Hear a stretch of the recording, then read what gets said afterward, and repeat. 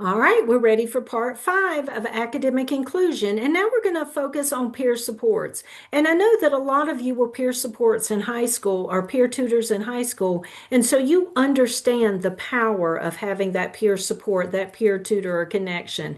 So here's some things that might come out of it.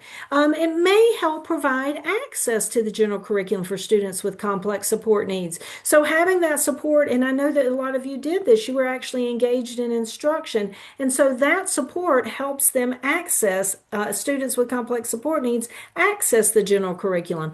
It may promote learning for both students, so the students with disability and the students without disability. So it's a win-win situation because, as you know, when you teach something, it solidifies that skill or that knowledge in you. It may increase students' motivation to learn. I know I like working in groups. I like working with my friends, and that actually increases my motivation, my participation, and my engagement. And it may provide more individualized instruction. Again, I want to let you know that you can teach and train peers to deliver high quality systematic instruction. Research has shown, I've engaged in research in which students, fifth graders, provided constant time delay to teach students with complex support needs to write sentences. And those were fifth graders who were providing the instruction. And of course, they were trained to do that. So, what are some benefits for the students with complex support needs? Well, one is they have more interactions with their classmates. Some of our students' worlds are pretty small, right? They're pretty insular. And so when we have students in inclusive settings, they have more interactions. They have more opportunities for friendship, for engagement in social interactions and communication. So again, that's a really positive benefit for students with complex support needs. They may have a broader participation in class and school activities. Think about all the things that you are able to do in a gen ed setting that you don't do in a self-contained setting. But when you have those peer supports, it increases and broadens our students' participation across the school. You know what? You'll be surprised that sometimes students' expectations, peers' expectations for our students are higher than our own. You think about something like communication. I have had students, peers, students without disabilities, who have gotten all jazzed about students using their AAC devices and used them with them all the time and demonstrated use. And so that higher expectation that the student with complex support needs would use the AAC device resulted in them using the AAC device more, for example. I just talked about this greater proficiency in the use of communication systems. There's also a benefit can be increased independence and self-determination. So again, when you look at these benefits, and these are only some of the benefits, those are huge. They are huge for our students. But there are also benefits for peers, and we want to make sure that we recognize this. This is a win-win situation. It is a mutually beneficial relationship when we have students with disabilities who are paired with their peers without disabilities. Both end up winning in the end. And so some of the benefits for non-disabled peers are greater academic engagement and class participation. I've seen a number of times, I should say, students who have challenging behaviors or the students who are not at the top of the academic, list of students, who have more challenges with their academics, their engagement, their participation, their attendance has improved because they were a peer tutor to an individual with disabilities. I can think of one student where he really felt this responsibility and this joy in teaching a peer, whereas he was typically the student who struggled. And when he was with the student with complex support needs, he was successful. So increased academic engagement and participation, increased opportunities to receive and provide social support. So they're not only providing that support, they're receiving it as well. Improved grades and homework completion. What teacher is going to have a problem with that? Again, that's a really positive outcome of working with individuals with complex support needs by a peer. Acquisition of new support and advocacy skills. As a matter of fact, you'd be surprised. We often ask our students, like, how did you get into special ed? And you would be shocked at how many were peer tutors. That engagement, that connection, those interactions with individuals with disabilities led them to a career. a career of support and self and advocacy. And not only that, they get additional attention and feedback from adults because we're always like, good job, you did a great job. Thank you so much for all of your help. So there are a lot of positive benefits for peers as well as individuals with complex support needs. And one of the most beautiful things is lasting friendships, lasting friendships. So, what are some other benefits they may have? They can have a sense of accomplishment and personal growth. They may have appreciation for the importance and value of inclusion. We can impact individuals long term by having them be peer tutors or providing peer mediated instruction to individuals with disabilities. There's often an increase in their self-confidence with that assumption of that greater responsibility. Remember, I told you there's a student I know that his attendance improved because he would be like, not the student's real name, but Billy needs me to be there. Like Billy counts on me to be there and help him in math, for example. And oftentimes there's a greater appreciation for diversity and individual differences. And I think that many of you can really connect with that because that's why you went into special education.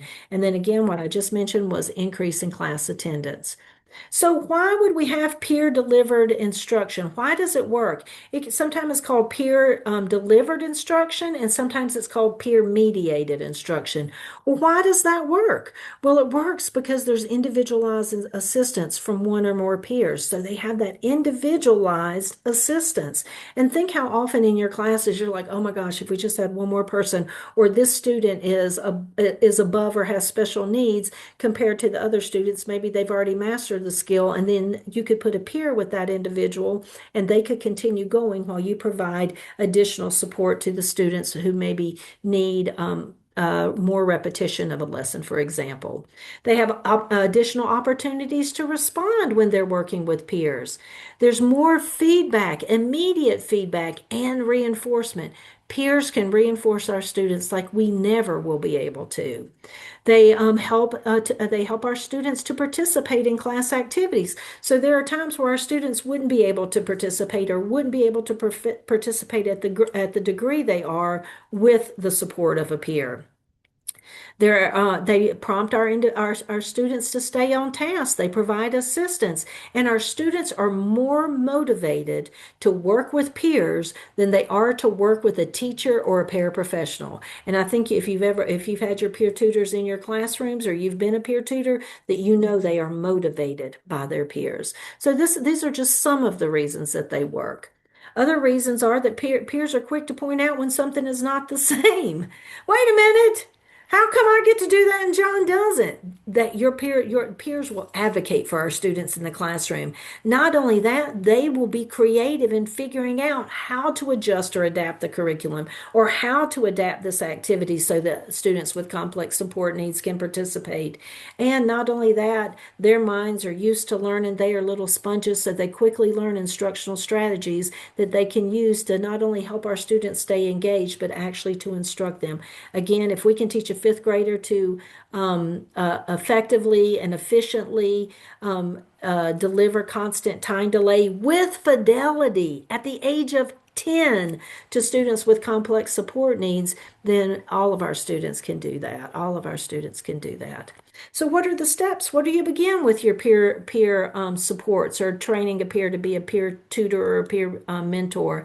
Well, you want to make sure that you select students who need assistance. That's where you're going to start, is you're going to look at your students who need assistance, and then you're going to recruit their peers from within that same classroom. And how can you recruit them? You can do things like ask the teacher, does the teacher have someone to suggest? Is there a student who has perhaps asked questions or talked about the students who have disabilities? Maybe you put out there, and I've had this happen, I've done this before, where we had students apply. They filled out applications to be peer tutors because we made it exciting and we made it something that all of our students wanted to do.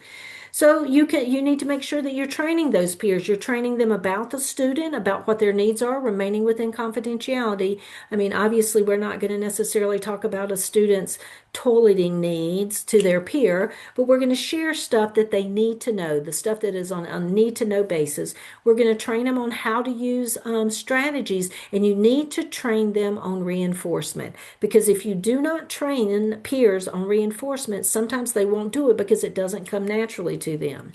You want to make sure that you pair students and that an adult is monitoring and providing feedback. So we don't just put one of our students with one of their peers and let them roll. That's not what we do. We're going to monitor, we're going to provide feedback, we're going to check when they're doing instruction, we're going to look for that fidelity.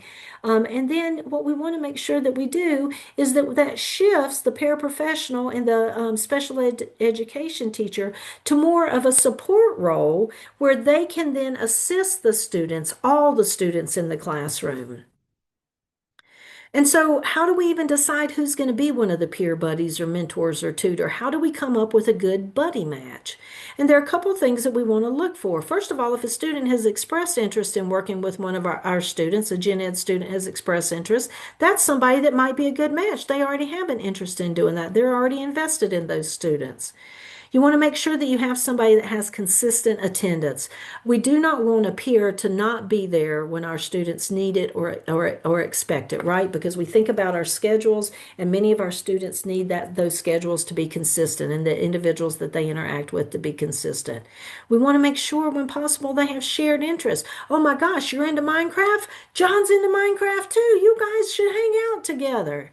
You want to make sure that the peers have existing social networks, because if we have a peer that has existing social networks, then that broadens the social network of our student as well when they're engaged with their peer tutor. We want to look for students who have good interpersonal skills. Sometimes you can have an individual who might be more introverted, and then when they're with our students, you start to see them come out. But if we have an individual who is consistently introverted, then they may not be the best match, because we're going to need someone who willingly and independently will interact with our students. We want somebody who has a willingness to learn and to learn about our students. And then finally, I just want to share, and this is in the PowerPoint, so it's something that you can access, but there is information in a module from Project Impact, again, that comes out of the Office of Special Education Programs, on how to train peers.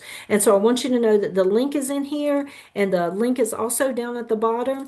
And so if you look at this, it has things like an agenda for peer tutoring training, like why your help is needed, what the commitment is, when you need to be here, how long you would be here, with whom you're going to be working. Here's some basic information on the student with whom you'll be working. Here's what non-instructional support the student may need. Like, here's what you do if they need to go to the bathroom or you need to go to the bathroom. You want to make sure that you're training them again on any kind of instructional strategies. You want to make sure that you're sharing ideas. We don't want these students to have to come up with everything on their own, although they will come up with ideas, but we want to share ideas to promote participation. And we want to tell them that if there's a problem, here is what you do. Here is what you do in case of any kind of issue. Here's the point person that you go to, and make sure you tell them that. If there's an issue, this is who you go to, so that they don't have to guess about it. All right, that's all we have on peer tutoring right now. Again, it's just a snapshot, but I encourage you to look at Project Impact on how we train peer tutors. Do a quick check-in, see how you're doing, and if you have any questions, make sure you let me know. I'll see you in our last video in just a sec.